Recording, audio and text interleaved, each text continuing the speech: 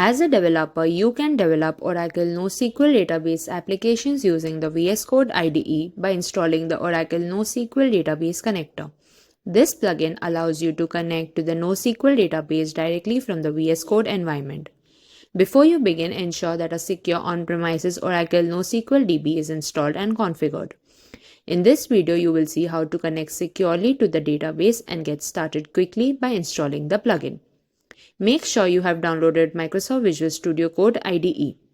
To install the Oracle NoSQL Database Visual Studio plugin, open your IDE and click the Extensions option on the left panel. In the search bar, search for Oracle NoSQL Database Connector and click the corresponding option. From the Extensions page, click Install. After the installation completes, you will see an Oracle NoSQL DB option on the left panel. Before using the VS Code plugin, you must configure a secure KV store.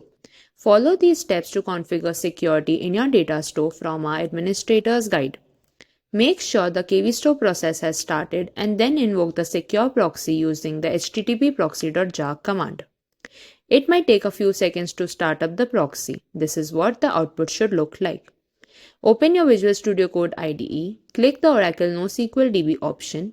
On the Table Explorer, click the Show Connection Settings icon to open the Connection Setting panel. Select the On-Prem option. To add a new connection, click the Add New Connection button. For the connection name parameter, enter a name of your choice. For the endpoint parameter, enter the host name and proxy port separated by a colon. The namespace parameter is optional. Since this is a secure connection, from the Security drop-down menu, select SSL.